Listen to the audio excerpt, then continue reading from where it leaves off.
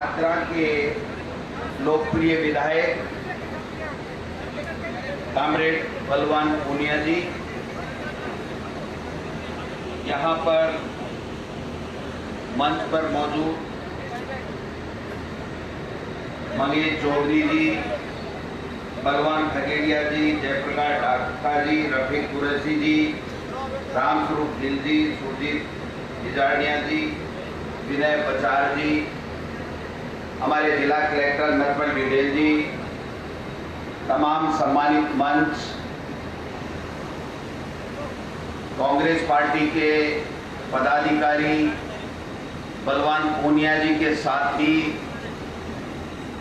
जो भी मंच के ऊपर हैं, उन सबको साथ लेते हुए मैं आप सब आदरणीय बुजुर्गों, युवा साथियों, माताओं, बहनों सबको सबसे पहले प्रणाम करता हूं, सैल्यूट करता हूं कि आप सबकी मदद से, आप सबके आशीर्वाद से हम सब लोग मंच के ऊपर बैठे हैं।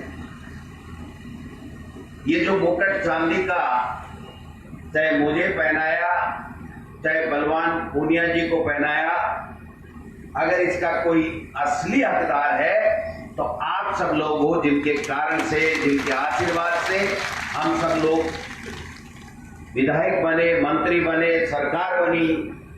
मैं समझता हूं कि जितना आपका अभिनंदन इस मंच के माध्यम से किया जाए उतना कम है। पत्रकार भाइयों से भी मैं आग्रह करना चाहूंगा, उनको भी धन्यवाद देना चाहूंगा कि आप सब लोग पधारे। मैं 15, 20, 25 मिनट में मेरी बात समाप्त करूंगा। भाई बलवान पूनिया जी जब विधायक बने और जब राजस्थान की विधानसभा में सबसे पहले शपथ के साथ में जब प्रथम सत्र था और जब वो आपके इलाके की बात रख रहे थे राजस्थान की विधानसभा में, तो मैं सोचने लगा कि मैं जिस जिले से, सीकर जिले से आता हूं, वहां कम्युनिस्ट पार्टी के काफी साथी हैं। अमराराम जी 4 बार विधायक रहे हैं, पेमाराम जी भी विधायक रहे। वो भी अपनी बात राजस्थान की विधानसभा हो चाहे बाहर हो रखते थे, लेकिन मैं इस मंच के माध्यम से झूठी प्रशंसा नहीं करता, सही बात कहना चाहता हूं जिसमें मुझे कोई शक शुबा नहीं है कि बलवान पूनिया जैसा सकारात्मक सोच का विकास के प्रति और अपने इलाके के प्रति का व्यक्ति हजारों में नहीं, लाखों में नहीं मिलता। एक दिन मनमुटाव नहीं, एक दिन आठ मोड़ी नहीं, और एक ही बात, भाई जी कांग्रेस के सागे तो हाँ पर माने माल चाहिए इलाके के लिए। मैं क्यों माल में समझो बोली, बोले स्कूल खोल दो, तहसील खोल दो, सड़का बना दो, बिजली का ग्रेड बना दो, नहर को पानी ला दो। मैं क्यों साहब तो थे सरकार के समर्थन में तो हो, लेकिन पार्टी बोले पार्टी पोर्टी मेरे इलाके के लोगों को काम हो जाए ना, मेरा कोई परवाह नहीं। मैं देखियो भाई भाषण तो नेता देवे है, लेकिन खरिया थोड़ी उतरे है। लेकिन जब इस सरकार के ऊपर संकट आया, चुनी हुई सरकार को षड्यंत्र रचा गया गिराने का, उस वक्त अगर कोई व्यक्ति, अगर कोई नेता, अगर कोई एमएलए, अगर कोई कांग्रेस पार्टी का सच्चा साथी मददगार के रूप में खड़ा हुआ तो आपका विधायक बलवान पूनिया खड़ा। उसने किसी बात की परवाह नहीं की, और तब से हमने ये तय कर लिया कि ऐसा व्यक्ति जो जनता के लिए, अपने क्षेत्र के विकास के लिए, अगर किसी बात की परवाह नहीं करते हुए वो जनता का विकास चाहता है, तो हमारी सरकार जो जनता के आशीर्वाद से बुनी है, जिसके मुखिया अशोक गहलोत जी हैं, उनकी भी यही सोच है कि इलाके का विकास ज्यादा से ज्यादा कैसे हो, ज्यादा से ज्यादा किसानों की समस्या का समाधान कैसे हो, ज्यादा से ज्यादा बेरोजगारों को नौकरियां कैसे मिले, हमारे युवा साथी जो नौकरियों की तलाश में रहते हैं उनको ज्यादा से ज्यादा कैसे रोजगार मिले। इस सोच के साथ में गरीब को गणेश मान करके जब हमारी सरकार काम कर रही है तो ऐसे व्यक्ति को पीछे रखने का कोई मतलब नहीं है। और हमने तय कर लिया मुख्यमंत्री जी हमने कि साथी को आगे बढ़ाएंगे, विकास के काम में कांग्रेस पार्टी के विधायकों से 21 करके इनको देंगे, क्योंकि इन्होंने ये कह दिया परवाह नहीं किसी बात की, कोई ओरमा दे रहा है, पार्टी से निकाल रहा है, ले रहा है, मेरे को तो मौका दिया है भादरा की जनता ने, मैं उस जनता का कर्ज चुका तो नहीं सकता लेकिन विकास के काम करा के कम कैसे कर सकता हूं, ये संकल्प मेरा लिया है। तो मैं समझता हूं इससे बढ़िया और कोई बात नहीं हो सकती। और एक लोकप्रिय सरकार का काम क्या होता है, जब बन जाते हैं तो सबके। आज राजस्थान का प्रत्येक नागरिक चाहे वो किसी भी पॉलिटिकल पार्टी को वोट देता हो, चाहे कोई भी विचारधारा रखता हो, उसका सबका अधिकार है कि राजस्थान की सरकार में जो भी योजनाएं आए, जो भी विकास काम हो, जो भी उनकी समस्याओं का समाधान हो, वो सब उसके हिस्से में भी होना चाहिए। क्योंकि सही मायने में सरकार सबके लिए होती है, केवल एक पार्टी के लोगों के लिए नहीं होती है।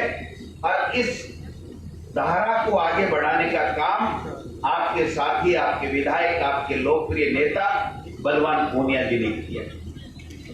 एक बात की मैं और मुक्त कंठ से तारीफ करना चाहता हूं, क्योंकि जिस तरीके का दौर चल रहा है, केंद्र में भाजपा की मोदी जी की सरकार चल रही है, और जिस प्रकार से चाहे महंगाई का मुद्दा हो, चाहे बेरोजगारों को रोजगार देने का मुद्दा हो, चाहे किसानों की समस्याओं को हल करने का मुद्दा हो, तमाम मुद्दों को गौण करके केवल और केवल तानाशाही पूर्वक, बलपूर्वक और सीआईडी, सीबी, पता नहीं सीबीआई, ईडी, इनकम टैक्स का दुरुपयोग करके लोकतांत्रिक सरकारों को गिराने का षड्यंत्र कर रहे हैं। किसी चीज की कोई परवाह नहीं है।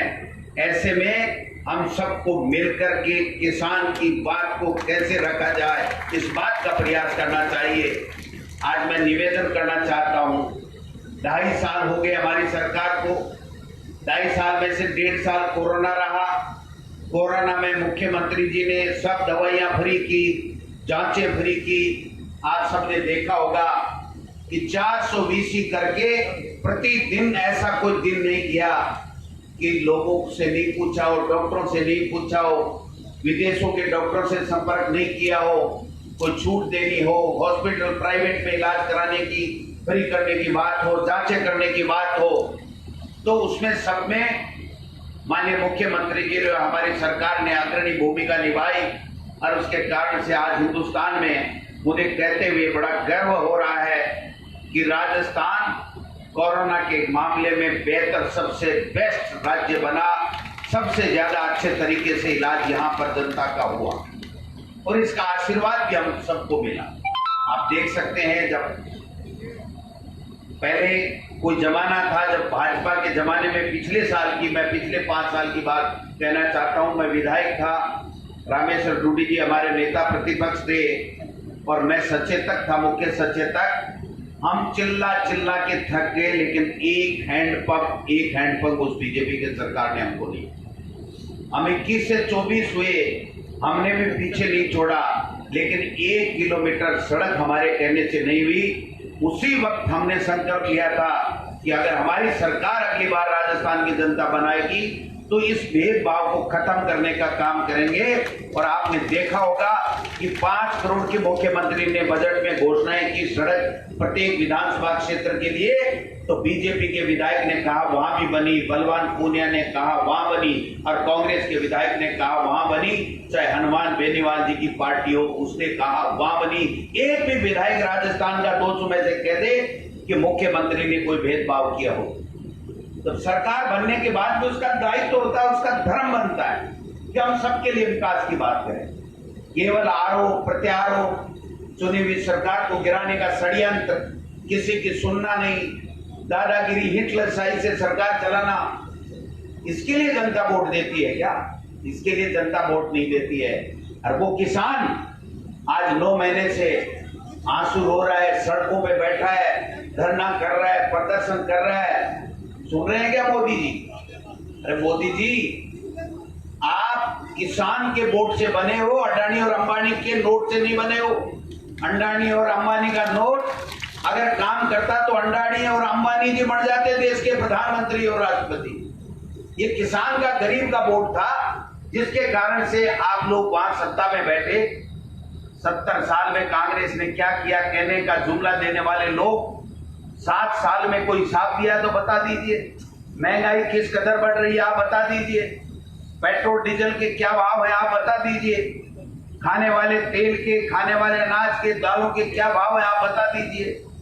मैं विस्तार से नहीं जाना चाहता, लेकिन आप देख सकते हैं कि जब एनडीए प्रथम बनी, मोदी जी देश के प्रधानमंत्री बने, तो सबसे पहले अगर किसी पे कैंची चलाने का काम किया तो वो भूमि अधिग्रहण कानून, जिसके तहत किसान की इच्छा के अनुसार यूपीए सरकार ने वो कानून बनाया था कि जब तक किसान नहीं चाहेगा तब तक उसकी जमीन किसी भी उद्योगपति को नहीं दी जाएगी। वो कानून सर्वसम्मति से बना था, उसमें बीजेपी भी सहमत थी।